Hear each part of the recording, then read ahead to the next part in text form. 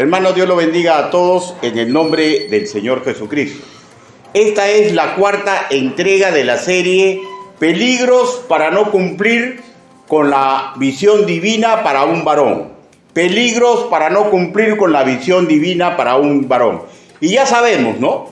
Nos estamos situando en la herencia educativa que nos dejó Salomón, que relata una etapa oscura de su propia vida, digámoslo sin tapujos, ¿ya? Época en donde Salomón estuvo adorando a demonios y no al Dios Altísimo. Nos enteramos de esta época pues ya arrepentido y en buena comunión con su Hacedor, él ejerce como predicador una nueva oportunidad. Así el Altísimo permitió que aprendamos de su etapa nada edificante, para que nosotros, los varones creyentes, discernamos los peligros que el sistema pecaminoso pondrá en nuestro camino para evitar que cimentemos un pío legado a nuestro prójimo. Lo voy a volver a nombrar. Primero, alimentar correctamente el corazón de nuestra esposa y de la juventud que se cría en nuestro hogar. Segundo, demostrar a nuestra comunidad de fe una forma varonil de luchar por la gloria y la honra de Dios. Específicamente, ya hemos hablado del peligro de entregarle nuestro corazón a más de una mujer. Asimismo, el sermón que antecedió, fundamentamos que pegarse en demasía a la ciencia y al arte es una especie de trampa finamente elaborada por el sistema del mundo y cándidamente aceptado por nuestro imperfecto corazón. Hoy nos vamos a centrar en el goce indebido del placer, bloque escritural que nos ha dirigido en la lectura nuestra hermana Romina. De otro lado, hermanos míos, vamos a ver el concepto de placer que nos entrega la rectora de nuestro idioma. ¿Cuál es la entidad rectora de nuestro idioma? Es la Real Academia Española. Ellos la definen así: el placer es el goce o disfrute físico o espiritual producido por la realización, por la realización o la percepción de algo que gusta o se considera bueno. En línea general, nos causa placer algo que nos gusta, que nos cautiva, que se aloja en nuestro corazón y le da disfrute. Pero escúchenme, por favor, no forzosamente es algo bueno. Cuando nuestra capacidad de análisis falla, lo que nos ayuda magistralmente a discernir si es bueno o es malo al 100% su calidad es la ciencia escritural. El placer, dicen los académicos, puede situarse en diferentes esferas, tales como lo físico, lo emotivo, placer estético, intelectual, y hasta podríamos decir que hay un placer espiritual. Y desde ahora dejeo zanjar, hermano, lo siguiente: que el placer en sí mismo no es pecaminoso, ni forzosamente negativo. El problema radica, el problema radica que cuando por experimentarlo dejamos nuestras responsabilidades, ¿ya? Y la primera responsabilidad para un nacido de nuevo es no atentar contra el orden, la moral y la misericordia que tenemos que vivir. ¿Por qué? Porque es la única forma de cumplir nuestro rol representativo de Dios en este mundo. Y esto está fundamentado en 2 Corintios capítulo 5, versículo 20. En el caso que vamos a estudiar de Salomón, hermanos, no logró ningún logro espiritual ni ministerial. Él mismo lo afirmó en su etapa de predicador. En honor a la verdad, el placer que buscó en esta etapa oscura de su vida, iba en flagrante necedad y simplemente lo alejó de la voluntad divina. Y el deseo de mi corazón y el deseo, creo, de cualquier maestro o predicador es que aprendamos para no cometer los mismos errores y horrores que le aconteció al inteligentísimo y rico rey de Israel.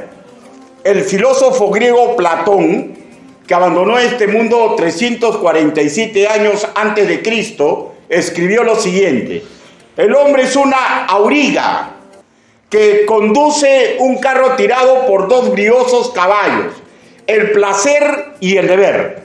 El arte del auriga consiste en templar la fogosidad del corcel negro, placer, y acompasarlo con el blanco, deber, para correr sin perder el equilibrio. Escúchenme, hermanos míos. Hay placeres que nos van a hacer dejar de lado nuestras responsabilidades, nuestros deberes como hijos del Altísimo, y nos van a hacer perder equilibrio moral.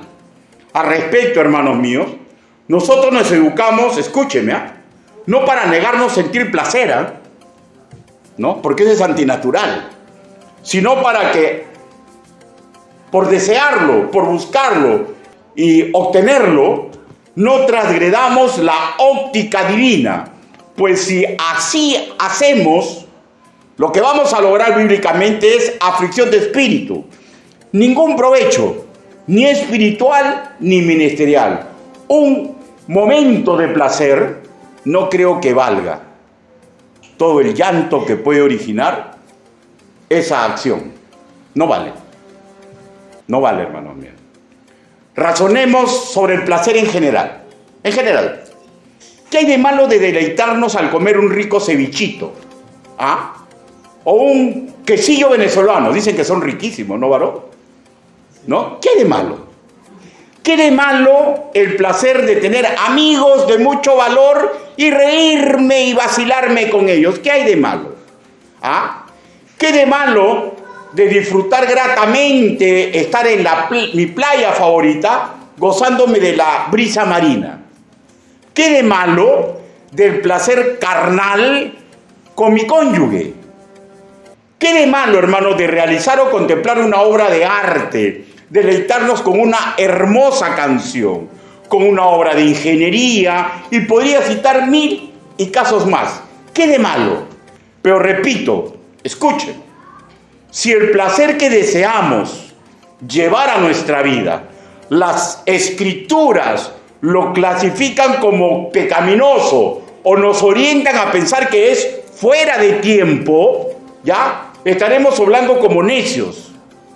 Y específicamente nosotros los varones estaremos poniendo en peligro nuestro legado. Lo mismo ustedes, mujeres creyentes. El placer mal habido entorpece el sano propósito, por ejemplo, en la mujer de ser árbol frondoso para ayudar al prójimo, empezando por su propia familia. Sin más, tengamos una lectura inicial antes de entrar al cuerpo de esta exposición, la cuarta entrega de los peligros para no cumplir la visión divina para un varón. Eclesiastés, capítulo 2.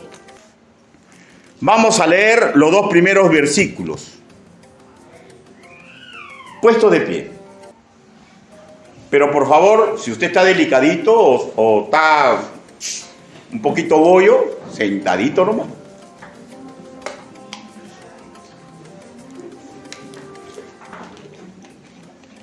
Eclesiastés, capítulo 2, versículo 1 y 2. Dije yo en mi corazón, ven ahora, te probaré con alegría y gozarás de bienes. Mas he aquí, esto también era vanidad. A la risa dije, enloqueces, y al placer, ¿de qué sirve esto? Todos juntos, por favor, el versículo 2. 1, 2 y 3.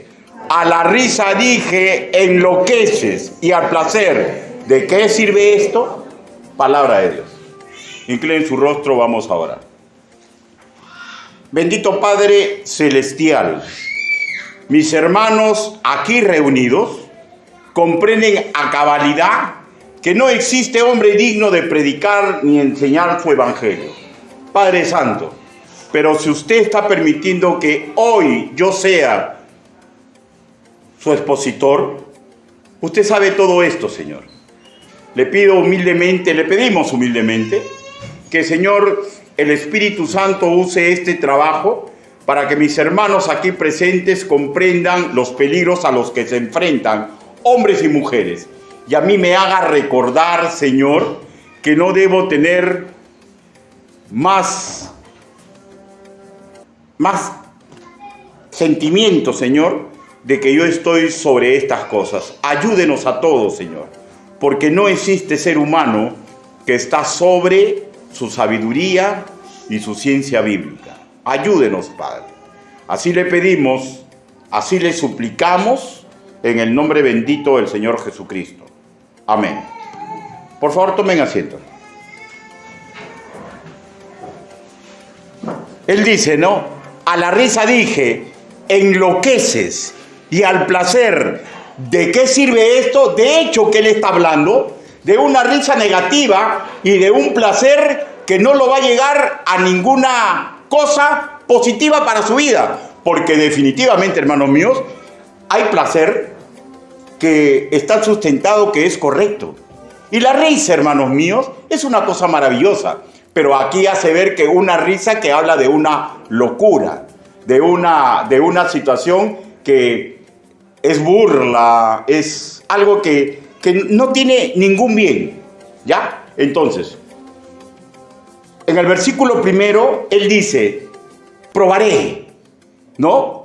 Ese probaré es el término hebreo nasá, que ¿sabe lo que implica? Que él iba a experimentar, iba a probar, iba a practicar. O sea, mejor dicho, que estas situaciones que son negativas, que él lo iba a hacer en forma repetitiva. Y en el mismo versículo primero usa el vocablo chinkha, para el castellano alegría.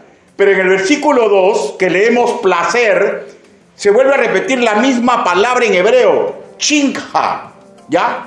Ahora, en el versículo 10, lo volvemos a leer, dice, no negué a mis ojos ninguna cosa que deseara, ni aparté mi corazón de placer alguno, chinja, porque mi corazón gozó de todo mi trabajo, y eso fue mi parte de toda mi faena. Este término hebreo, chinja, define una situación que le causaba alegría, que le causaba disfrute, que lo hacía como rejuvenecer. Y del versículo primero hasta el versículo 10 nos relatan cosas que le producía chinja, que le daba alegría.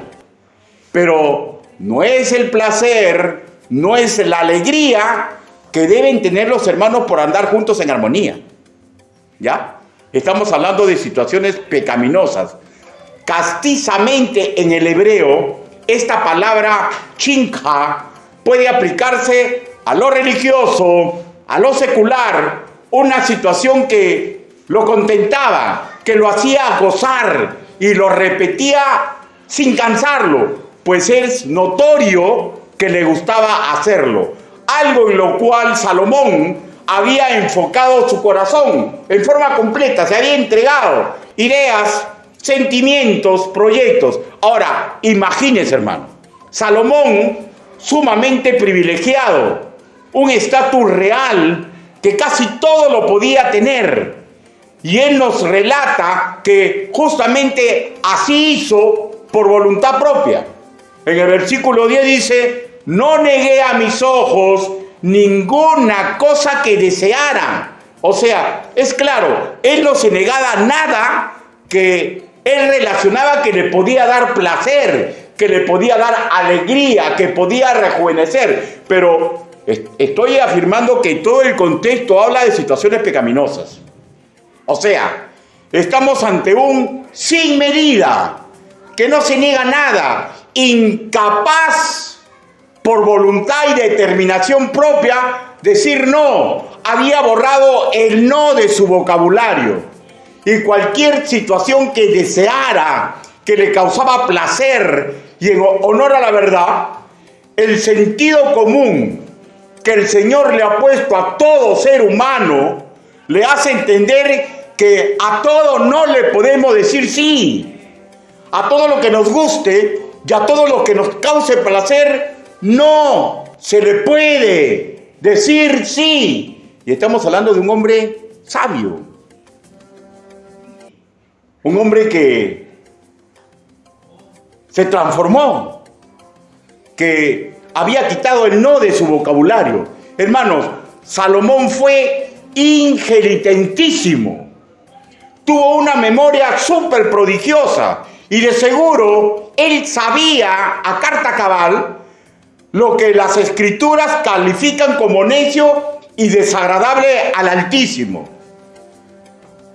Hermano, incluso personas que no han tenido base educativa en las escrituras sabían de estas cosas por sentido común. ¿Cómo fue posible que Salomón diga que retenió su sabiduría y que hacía así? ¿No? Como hay una cosa que parece contradictoria, no hay contradicción. Me permiten seguir explicando. Por ejemplo, sentido común. Aristóteles, 300 años antes de la era cristiana, escribió así: si las acciones humanas pueden ser nobles, vergonzosas o indiferentes, lo mismo ocurre con los placeres correspondientes. O sea, hay placeres, él sigue escribiendo, que derivan de actividades nobles y otras de vergonzoso origen. Pregunto, ¿un estudiante bíblico de la estirpe de Salomón no sabía de estas cosas? Sí sabía. Lo que pasa que él se sintió por encima de las advertencias escriturales. Y esto es lo que tenemos que tener cuidado, hermanos míos, para no repetir el mal camino de Salomón. A veces nuestro ego, nuestra suficiencia, pensamos que podemos pisotear la Biblia y salir ilesos en el proceso. Y yo le aseguro que no es así. Ni para un creyente, ni para un incrédulo. Porque hay una ley del Señor que se llama la siembra y la cosecha. Hermanos, el que procede neciamente no va a cosechar cosas buenas, pues. Porque es imposible, ¿no?, que de un árbol de palto salgan fresas. ¿No es cierto? De un árbol de necedad no va a salir ninguna virtud, ¿no? Llevémoslo a nuestro hoy. A nuestro hoy. El yo lo domino. El no pasa nada. El yo tengo cultura etílica. El a mí ninguna mujer me domina. Ay, te he escuchado también esto de mujeres. No hay hombre que a mí me domine. ¿No? El qué exagerado, qué anticuado es el pastor. Hermano, todas esas afirmaciones, escúchenme, ¿ya? Cuando el exagerado y el anticuado no es el pastor, sino lo que dice la palabra del Señor, ¿ya? Eso es ego, suficiencia y del peligroso. Y del peligroso. Porque tácitamente está diciendo, ¿sabes una cosa, Señor? Te estás equivocando. Te estás equivocando. De otro lado diré, hermanos míos, que tener un excelente coeficiente intelectual, un lustre cultural, prestigio, riquezas y dones espirituales, no es barrera suficiente para combatir en la guerra espiritual que a diario nos presenta el sistema pecaminoso. Hermanos, no es suficiente. ¿Por qué? Porque hay un método educativo que el Señor ha puesto que implica oír y ser hacedores de lo que se escucha. Oír la palabra de Dios definitivamente y ser hacedores de lo que se escucha. Cada cosa que le dio placer a Salomón la vamos a apreciar mediante las Escrituras. Y lógicamente, un hombre con su inteligencia, con su cultura bíblica, todo lo que vamos a predicar los versículos que se ponen como advertencia, él lo sabía. Él lo sabía, ¿ya? Pero, ¿qué pasa? Él fue un sin medida. Él fue un sin medida. Y yo le voy a explicar bajo mi propia experiencia. El ser sin medida, ¿ya? El ser sin medida, guiarnos solamente por nuestro engañoso corazón, nos va a hacer daño. Le va a hacer daño a nuestra familia, ¿ya? Y si ya creyente, a su familia espiritual, a su comunidad de la fe. De ahí la importancia mayúscula de educarnos en la palabra del Señor, porque la palabra del Señor es la luz que nos alumbra en medio de la penumbra que ha creado el demonio para que no nos demos cuenta. Las luces de neón nos enceguecen y no nos dejan ver que nos estamos metiendo en una trampa. Veamos ahora, hermanos míos, los peligros que nos puede matar el correcto legado que tenemos que entregar. ¿A quién? A la mujer que nos dio los jugos de su juventud, a los hijos que Dios probablemente permita que tengamos y a la comunidad de fe, la forma correcta de buscar la gloria y la honra del Señor. Primer caso, en el contexto, Eclesiastés capítulo 2, versículo 3. El primer caso, el primer hecho o situación, encontraba Salomón placer en consumir bebidas alcohólicas.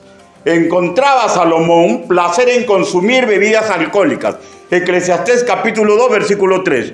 Propuse en mi corazón agasajar mi carne con vino, y que anduviese mi corazón en sabiduría con retención de la necedad, hasta ver cuál fuera el bien de los hijos de los hombres, en el cual se ocuparan debajo del cielo todos los días de su vida. Qué arrogante, ¿no? O sea, él dijo, yo voy a experimentar y conmigo no pasa nada. Porque yo soy Salomón, pues, ¿no? Pues, por favor. Eso es para otros reyesuelos, eso es para ustedes. Yo soy Salomón. Dios me da una sabiduría increíble. Y bueno, en nuestra Reina Valera leemos agasajó, en el hebreo machak, que implica abundancia en tiempo, en cantidad y calidad. O sea, ¿qué estamos hablando? Que Salomón empinaba el codo con bebidas finísimas, con abundante cantidad y con tiempo. O sea, en la actualidad decimos se metió un volantín, ¿no? O sea, él era sin medida. Él era el rey. Por favor, yo soy el rey, ¿no? Yo mismo soy. Y él dice, en su análisis de esa época, que él decía que no había problema porque él andaba en sabiduría de corazón. Ahora, definitivamente, lo que él está hablando da más a decir que lo que él está diciendo es que él tenía autocontrol, y probablemente porque era una persona muy inteligente. Él tenía autocontrol. Él tenía, más emparente decir que él tenía cultura etílica, para no perder la coherencia en sus actos tan típicos de las personas que consumen bebidas alcohólicas. O sea, cuando usted va, la gente chic, ¿no? La gente de primer nivel, los patitas que son bacanes, ¿no? Que son del primer mundo, ¿no? Ellos dicen, no tienen cultura etílica, se meten sus tragos y hacen problemas, discuten, barrio, son gente de barrio. No, pues, nosotros tenemos cultura etílica, nosotros tenemos nuestro vino, nuestro whisky, no pasa nada. Ay. Ahora cuénteme un cuento chino. Yo he sido policía en San Isidro, en Miraflores, en Las Casuarinas, he sido policía en Barrios Altos, en La Victoria, ¿ya? He tratado con millonarios y con analfabetos, y el alcohol a todos los transforma. A todos los transforma. Pero hay gente pues que es muy suficiente y dice, no, yo no.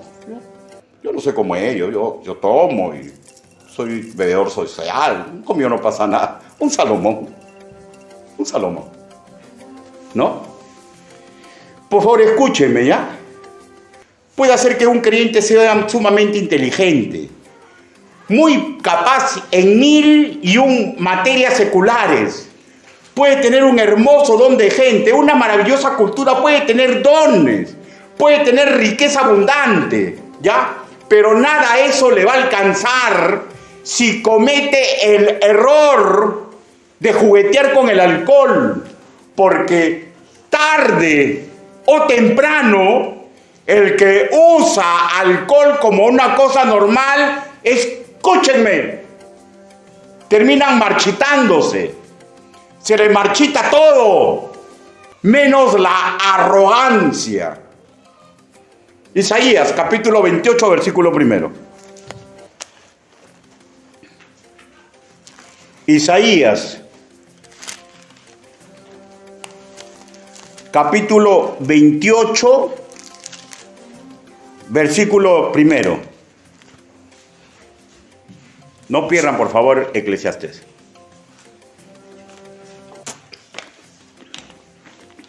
Efraín, una de las 12 tribus de Israel. Miren lo que pasó con Efraín.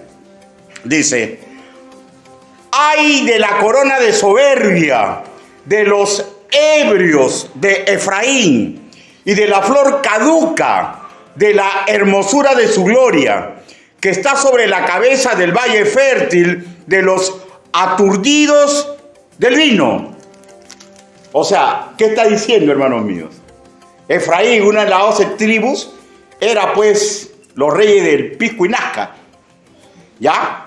Y lo que le está diciendo que eran como una flor caduca de hermosura. O sea, la flor, hermanos míos, es una cosa maravillosa, ¿no? Pero está diciendo que había caducado. O sea, la hermosura, el ser humano que se refugia en el alcohol pensando que lo puede dominar, termina siendo marchitado. Termina siendo marchitado en varios aspectos. De hecho, el beber alcohol, también hablando de nosotros, es inapropiado para quien guía a otros a que conozcan la voluntad divina. Ahora, es el consejo de una madre para su hijo príncipe, que probablemente sería rey. Muchos biblistas piensan que la madre de Lemuel es la madre de Salomón y que Lemuel es un seudónimo. No es algo seguro, pero lo que sí es seguro es que ella como reina estaba criando un príncipe para que sea rey. Y miren la advertencia que le da. Proverbios capítulo 31.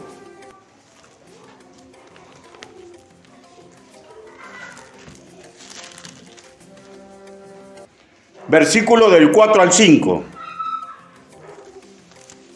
Le dice, no es de reyes, oh Lemuel, no es de los reyes beber vino, ni de los príncipes la sidra, no sea que bebiendo olviden la ley y perviertan el derecho de todos los afligidos. Al parecer, para Salomón, las advertencias bíblicas que acabamos de leer no le movía el pelo, no lo inmutaba, ¿no? Un pastor, un padre de familia, un pastor, un padre de familia, creyente, un joven que aspira a ayudar a otros, no debe cometer la soberbia de los de Efraín, la de Salomón, la soberbia de los incrédulos que dicen que tienen cultura etílica y que todo esto es más que suficiente para no meterse en problemas. ¿Por qué? Porque están jugando con fuego. Pregunto, un creyente acostumbrado a empinar el codo en cualquier época, en la era patriarcal después de Noé, en la congregación de Israel, en la iglesia, ¿podrá alimentar correctamente el corazón de su esposa? ¿Podrá alimentar correctamente a los jóvenes que cría en su casa? Lo mismo pregúntese, mujer creyente que me está escuchando. ¿Podrá usted hacerlo? Otra interrogante más. ¿Sería esta práctica, podría clasificar esta práctica como algo noble que tengo que enseñarle a una comunidad de nacidos de nuevo? Pregúntese, dama, ¿esa costumbre contribuirá a que usted sea como árbol frondoso para los demás? Hermano, yo creo que todos sabemos la respuesta, ¿no? No contribuye para nada. Segunda situación en la cual encontraba placer. Encontraba placer en valerse de diferentes ciencias humanas. Ahora, el intentaba valerse implica un objetivo, ¿no? Algo por el cual lo hacía, ¿no es cierto? En el contexto, aquí estamos hablando de placer. Eclesiastés, capítulo 2.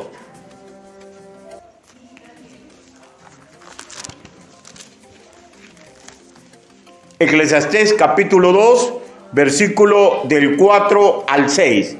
Dice la palabra del Señor: engrandecí mis obras, edifiqué para mí casas, planté para mí viñas, me hice huertos y jardines y planté en ellos árboles de todo fruto. Me hice estanques de aguas para regar de ellos el bosque donde crecían los árboles. Compré siervos y siervas. No, ahí nomás, el versículo 6. ¿Ya?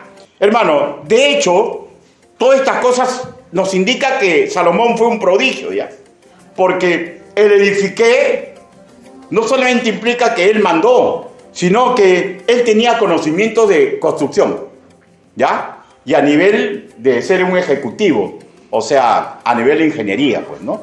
Él podía enseñar, ¿ya? Pero también dice que se hizo huertos, jardines y plantó en ellos. O sea, hay razón en creer que era un erudito en botánica. Ahora, hay otra parte, si no me equivoco, en Reyes, que él habla que disertó sobre cuestiones zoológicas y sobre cuestiones de botánica. Él me hice estanques de agua para regar. Todo esto habla de una sapiencia en esa rama del saber. ¿Sería ingeniería hidráulica? Podría ser, ¿no? Pero, o sea, era un constructor consumado, ¿no? Erudito, sabio, inteligentísimo. Pero en todas estas cosas no interesa mucho la erudición para hacer estas cosas. Hay algo que hay que resaltar. Notemos, y no sé si usted ha escuchado el tono de voz que yo he expresado, que hay una expresión posesiva, ¿no? Se repite, me hice. Una mejor traducción sería para mí. Explico. No estamos hablando que hizo obras públicas para embellecer el reino, ¿ya? Sino la lógica indica que hizo estas cosas para su comodidad hogareña. Pregunto a todos los hombres que están aquí. Y usted lo sabe. ¿Quién es la que lo impulsa para que usted le dé confort en la casa? ¿Ah? ¿Quién? La mujer, pues. La mujer ve lo que va faltando y va diciéndole.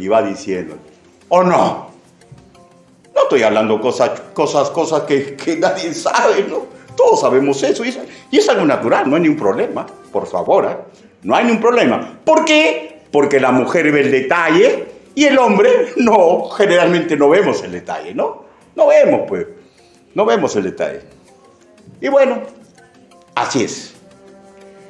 La lógica indica que si tuvo 700 esposas, hijas de jefe de Estado, y 300 concubinas, de hecho casi todas ellas de familias de alcurnia, esas obras hermosas fueron para vivir maritalmente con ellas, ¿ya? Ese placer por involucrarse en obras de ingeniería y ecológicas fue para él como dice la Biblia, un nazá. experimentos que le causaban alegría, que lo hacía rejuvenecer, porque a su vez hay una parte en la Biblia que él da a entender que él se casó con estas mujeres y él quería hacerle bien a todas. ¡Qué iluso! Pero es increíble, qué iluso este hombre, ¿no? A la justa puedo hacer feliz a mi esposa.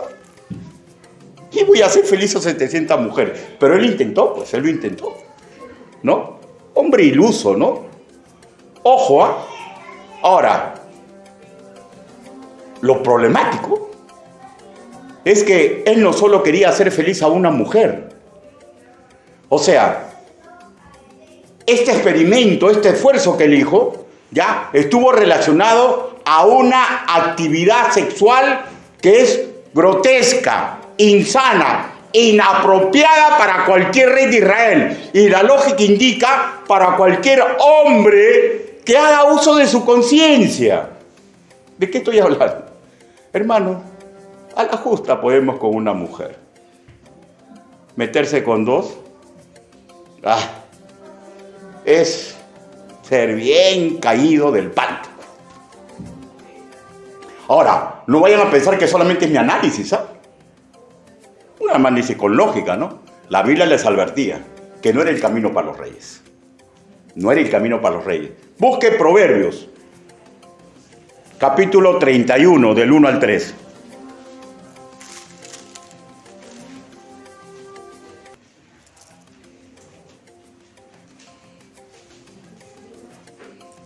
Miren lo que dice. Palabras del rey Lemuel, la profecía con que le enseñó su madre. ¿Qué hijo mío? ¿Y qué hijo de mi vientre? ¿Y qué hijo de mis deseos? 3. No le des a las mujeres tu fuerza, ni tus caminos a los que destruyen a los reyes. No le des a las mujeres tu fuerza. O sea, ¿qué le está diciendo? No te metas con mujeres. Una y suficiente. Una y suficiente. Escúcheme, por favor, varones. La mujer incrédula es picona. Es picona cuando la situación de la vida lo hace compartir a su hombre con otra mujer y le va a hacer la vida a cuadritos, con caprichos, con reclamos destemplados o con mucha lógica, ¿ya? Nuestra esposa exige y a veces tiene estilo para exigir y a veces no tiene estilo para exigir, pero la mujer exige y toda mujer es así. Pero una mujer que es incrédula es picona, ¿ya? Y le molesta que el hombre que ya ella piensa que es suyo, lo comparta con otras mujeres. Y va a intentar someterlo con caprichos, con exigencias que no deben ser, ¿ya? Y con cosas lógicas, ¿no? Si yo soy tu mujer, bueno, pues, cómprame tal cosa y tal cosa. O no soy tu mujer. Bueno, si eres mi mujer, ¿no? Compra, pues. Esfuérzate. Intenta hacer feliz a dos mujeres. Ahora, Salomón era la tapa, ¿no? 700 y 300 más. ¿No, hermanos míos? ¡Ay del hombre creyente que piensa que puede hacer feliz y compartir felicidad con más de una mujer! Todo el dinero del mundo, todo su esfuerzo va a caer en saco roto y solo va a lograr lo que logró Salomón en el contexto. Él dice que logró aflicción de espíritu y no importa la razón que esgrima, ¿ya? Salomón todo lo apreciaba como política de Estado. Me voy a casar con la hija del faraón, con la hija de tal, con la hija de tal. Esta mujer tiene tales cosas, es industria, y se casaba. Todo era política de Estado, ¿ya? Esa era su ¿cómo se llama? Su excusa, ¿no es cierto? Porque es una excusa. Cuando la Biblia te dice que no lo debes hacer y tú lo haces, es una excusa, ¿ya?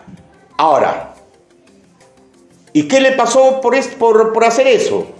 voluntariamente se metió en una trampa, seducido por su pensar. Hombre muy inteligente, voy a hacer como los reyes del Oriente, voy a hacer pactos militares para que no me ataquen por la derecha, para que no me ataquen por la izquierda. Y cuando yo quiera atacar, voy a hacer pacto con el que está en la espalda. Y voy a hacer pacto con estos que tienen tugnesio y estos tienen oro. Y voy a hacer pactos y pactos. Los antiguos hacían pactos con mujeres, pues. Con matrimonios. ¿Y saben lo que logró? Desgració a la congregación de Israel. Porque la congregación de Israel terminó dividida. Desgració a su familia. Porque, hermanos, si una mujer sufre por compartir a su hombre, ¿usted creen que los hijos no? Pero no hay que llorar sobre la leche derramada. Si se hizo, se hizo. Pero Dios siempre da nuevas oportunidades. Pero lo ideal, hermanos míos, por eso educamos y por eso intentamos dar ejemplo de vida, para que no cometan los errores que cometió el rey Salomón. Hermano, Dios advirtió a toda la congregación de Israel sobre estas cosas, ¿eh? Y vuelvo a repetir, hombre inteligente, preparado, de prodigiosa memoria, ¿usted cree que él no recordaba? Deuteronomio, capítulo 17. Deuteronomio, capítulo 17, versículo 14. Él entregó sabiduría al pueblo de Israel, al rey futuro de Israel. Y él, como jurista, sirviente del Altísimo, lo sabía, pero lo desoyó. Ya, Deuteronomio capítulo 17, versículo 14. Dice la palabra del Señor: Cuando hayas entrado en la tierra que Jehová tu Dios te da, y tomes posesión de ella, y la habites y digas: pondré un rey sobre mí, como todas las naciones que están en mis alrededores. Y le dice en el versículo 17, en la primera parte, uno de los requisitos, cuando pongan un rey, que ese rey le tendría, esto tenía que ser puntual para él, dice: ni tomará para sí muchas mujeres, para que su corazón no se desvíe. No tomará muchas mujeres para que su corazón no se desvíe. O sea, es claro, ¿no, hermanos? ¿Usted cree que Salomón no sabía esto? Repito, no hay excusa válida para ir en contra de la ciencia escritural, pero la verdad indica que el corazón del rebelde siempre encontrará excusas. Hermanos, aprendamos de los errores y horrores de Salomón y no los repitamos. Pregunto, ¿un creyente con ese comportamiento en cualquier época, en la era patriarcal, en la congregación de Israel, en la iglesia, podrá alimentar correctamente el corazón de su esposa y de los jóvenes que cría en su casa? Un hombre con ese comportamiento podrá enseñar esa práctica a su comunidad de fe y decirles: así buscamos la gloria y la honra de Dios. Todos sabemos la respuesta. Pero vuelvo a repetir, si hemos pecado, si hemos obrado en forma incorrecta, hermanos, Dios le da nueva oportunidad. Dios nos da a todos nueva oportunidad. Tercera situación: encontraba placer en acumular riquezas materiales. Eclesiastés capítulo 2, versículo del 7 al 8. Todo es el contexto que está relacionado con placer, ¿ya? 7 y 8 dice: compré siervos y siervas, y tuve siervos nacidos en casa. También tuve posesión grande de vacas y de ovejas, más que todos los que fueron antes de mí en Jerusalén. Versículo 8 en la primera parte. Me amontoné también plata y oro y tesoros preciados de reyes de provincia. Ahí nomás. Hermanos, otra vez se repite el caso, ¿ya? Estas mujeres, casi 1000, ¿no? 700, sí, 1000, ¿no? Estas mujeres tenían costumbres paganas de la alta élite de su propia nación, pues, ¿no? Y tenían lujos y riquezas, ¿ya? Y cuando se casan con Salomón, el hombre más rico del mundo, la lógica indica que también les tenía que dar eso. Porque tenía que cuidar su prestigio, pues. Era política internacional demostrar que sí era el rey más rico, que sí era poderoso. Y él encontró placer en darles sin medida esclavos, ganado de diverso tipo, joya y dinero de la época, un estatus de prestigio nacional e internacional. Y él lo reconoce. Versículo 9 en su primera parte. Dice, y fue engrandecido y aumentado más que todos los que fueron antes de mí en Jerusalén. O sea, no hay duda. Él fue el hombre más rico. Y él lo tenía que demostrar. Fue estatus. Reyes y gobernantes que emparentaron con él le dieron ricas dotes, otros le pagaban tributo, y él encontraba placer en invertir este dinero en estas cosas, en su disipada vida marital. Entregó cosas materiales, esclavos, lujos mil, para sus súper favoritas, las más manipuladoras, las más berracas, las más pitionas. De hecho, ¿o no? Porque así es, pues, ¿no? Salomón, supongo que como cualquiera, ¿no? Él quería tener paz, cohabitar con su pareja de paz. Y encontró que tenía que invertir dinero. Ilusión. La plata no hace vivir contenta a una mujer cuando sabe que comparte a su hombre. Cualquier hombre con rabo de paja en alimentar correctamente el corazón de una mujer va a gastar plata en tonterías amatorias, ¿ya? Y téngalo por seguro, es vana ilusión. Óigame, que yo le saque la vuelta a mi esposa y que crea que voy a amistar llevándole a comer al chifa, comprándole una casa, llevándole florcitas. No, hermano, el corazón de una mujer no se recompone con eso. El corazón de una mujer se recompone en decirle, he pecado, perdóname, y voy a romper y voy a seguir contigo hasta que la muerte nos separe, esperando que Dios cautive el corazón de esa mujer y comprenda que un error y un horror lo puede tener cualquiera, pero es de hombres, ¿ya? Voy a usar un término machista, de pelo en pecho, ¿ya? Reconocer cuando la friegan, y ir con la verdad a su esposa y decirle la verdad, esperando que esa mujer cautivada por el amor de Dios, lo sepa perdonar y que empiecen un nuevo Génesis. ¿Ya, hermanos míos? Pero el corazón de una mujer no se compra con dinero ni con lujos. Se compra con la sinceridad de un siervo que tiene el corazón de Dios. Un hombre así, acostumbrado a acumular plata como cancha por sus mujeres en cualquier época, ¿podrá alimentar correctamente a su mujer y a los hijos en casa? Ahora, no vayamos a pensar nuevamente que son ideas mías o es mi análisis, ¿no? Porque esto también le fue advertido a Salomón. Deuteronomio, capítulo 17.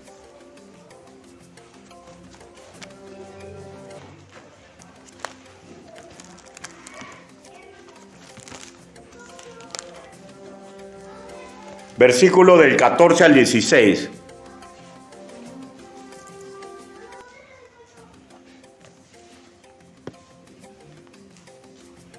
Ya lo hemos leído, ¿no? Que cuando entraras al rey, a la tierra que yo te prometo y pondrás un rey sobre ti, ya. Exactamente esta advertencia, versículo 17, en su segunda parte, dice, ni tomarás para sí muchas mujeres para que su corazón no se desvíe, y qué más, ni plata ni oro amontonará para sí en abundancia. O sea, él quería comprar con plata y oro. Hermano, toda la plata que yo pueda acumular no sirve para arreglar el corazón de mi esposa. No sirve para arreglar el corazón de mis hijos. No sirve para ayudar a una comunidad de fe. Lo único que sirve es el arrepentimiento y decir varonilmente, de aquí en adelante voy a cuidarte como Dios manda. Y depende del corazón de la mujer, ¿no? Que haya sido criada en la palabra del Señor para que le dé a ese varón una segunda oportunidad.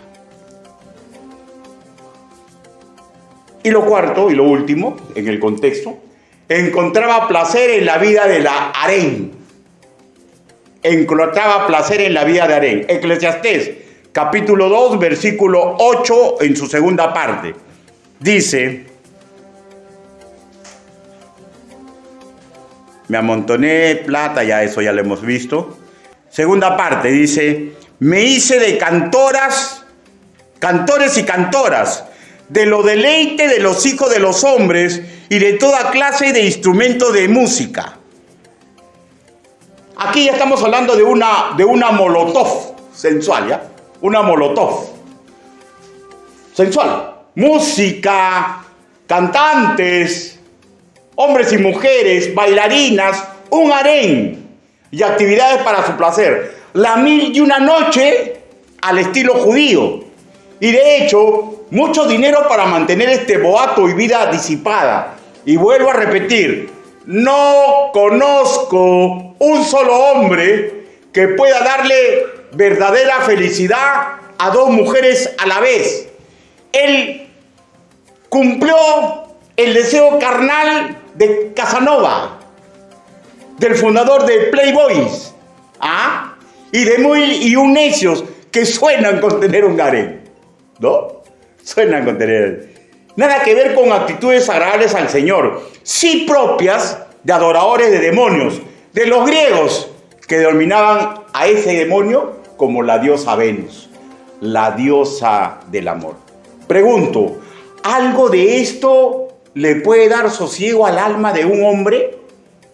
Creo que todos sabemos la respuesta, ¿no? Por lo que le pasó a Salomón, ¿no?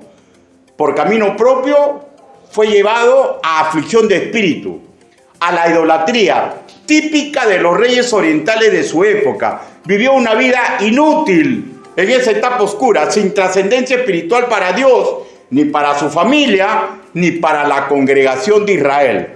Eclesiastés, capítulo 2, versículo 9, en su segunda parte, dice, amad de esto, o sea, después de que hace todo, dice, amad de esto, conservé conmigo mi sabiduría. Esta sabiduría, ¿saben de qué está hablando? O sea, yo tengo cultura etílica. No solamente eso, ¿no? Yo soy un zorro malabarista. Yo puedo tener varias mujeres y a todas las tengo un zorro malabarista. Mujeriego, ¿no? Un zorro malabarista. Yo puedo, yo mismo soy. Tú no sabes, yo te voy a enseñar. Yo soy el galán de las mujeres. Yo soy un hábil inversor de dinero para tener paz con mis amantes. Yo te voy a enseñar cómo es. Metiste la pata, cómprale un ramo de flora. No, cómprale un Ferrari.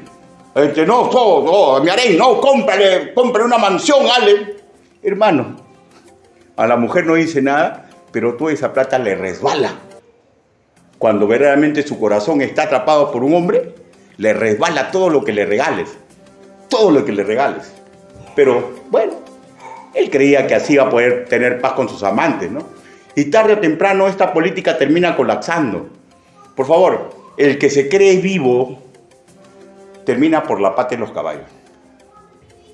El placer del papirriqui, del guapo pero navaja, matón y faite de esquina, ¿ya? Del culto y papirriqui Casanova, ¿no?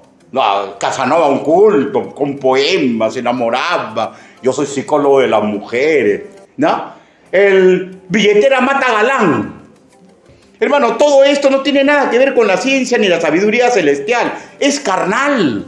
Yo no puedo comprar a una mujer con mi plata. Si una mujer creyente está creciendo a los pies de Cristo, le va a interesar un pepino que el hombre que venga a su lado sea ingeniero, sea albañil. Lo que va a desear es que sea un hombre que tenga el corazón de acuerdo a Dios. Y la verdad del asunto, hermanos míos, que todas estas situaciones es carnal y tarde o temprano quien practica estas cosas Se vuelve juguete de mujeres, de sus amantes, y de hecho, juguete de los dioses que ellas adoran, ¿no? Por ejemplo, en el contexto católico, apostólico y romano, ¿no? Mi virgencita de Chuchupe, mi virgencita que me va a hacer que él se quede conmigo. Lo voy a hacer un lazo de amor para que deje a su mujer y venga conmigo. Cada mujer tiene sus dioses. Y el hombre termina siendo juguete de esos demonios. No, a mí no me va a ocurrir. Salomón terminó adorando a todos esos dioses. Salomón tuvo grandes regalos del Señor, pero deseó más y más. Un típico sin medida. Qué triste que así le ocurra a un creyente, ¿no? Que sabe a ciencia cierta que todo lo que tiene, trabajo, familia, salud, reputación, de repente es un hombre guapo, pues, ¿no? Y todo eso Dios se lo ha entregado. Qué triste, hermanos míos, que todo esto lo conduzca a querer más y más. Qué penoso mancillar nuestro ministerio por una cuota de placer indebido. No borremos el no de nuestro vocabulario. Nuestros sentidos, hermanos míos, son un regalo divino. No los usemos sin medida como Salomón, que llegó a ser sometido por los caprichos de sus mujeres y los demonios que ellas adoraban. Evitemos este camino maldito.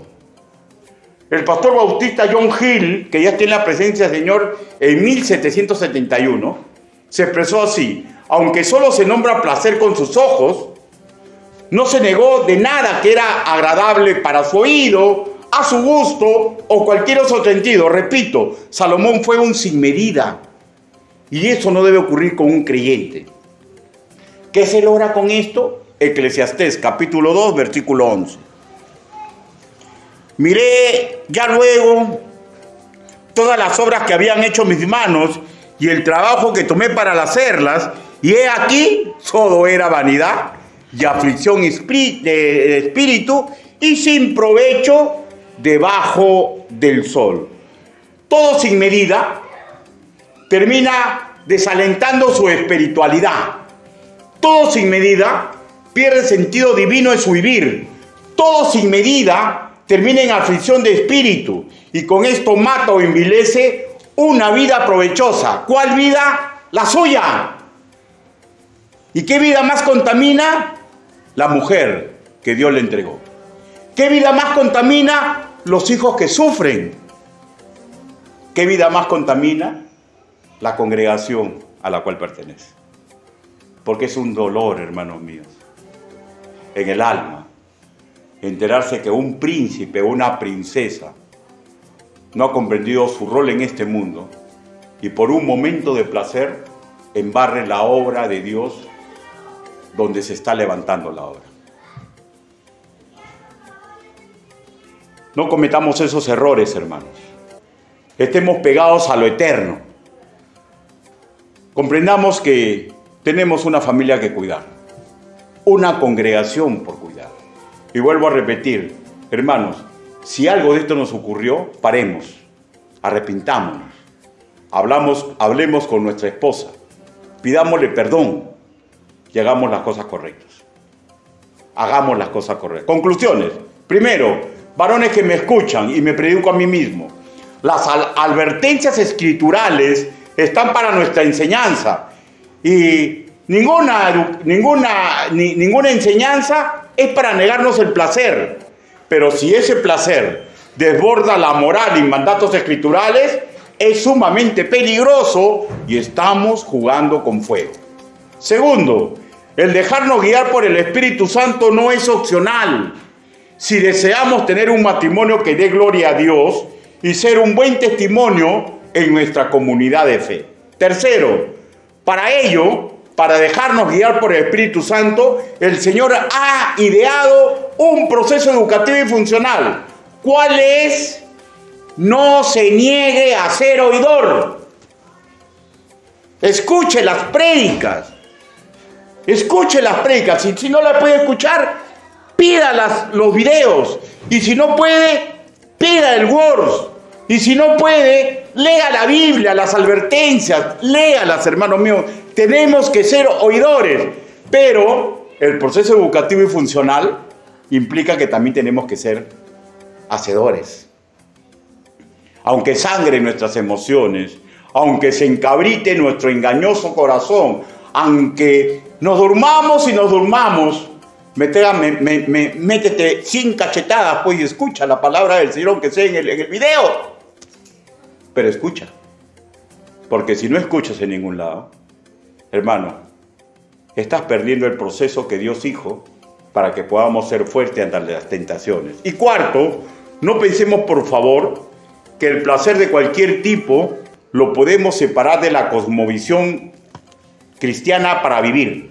¿Y cuál es la forma que tenemos que vivir?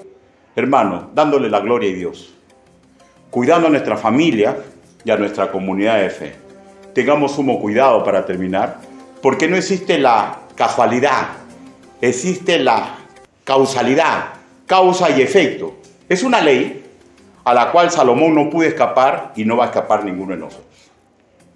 Cuidémonos, varones, mujeres, como es palabra de Dios, transforme todo esto a su vida. Un hombre y una mujer.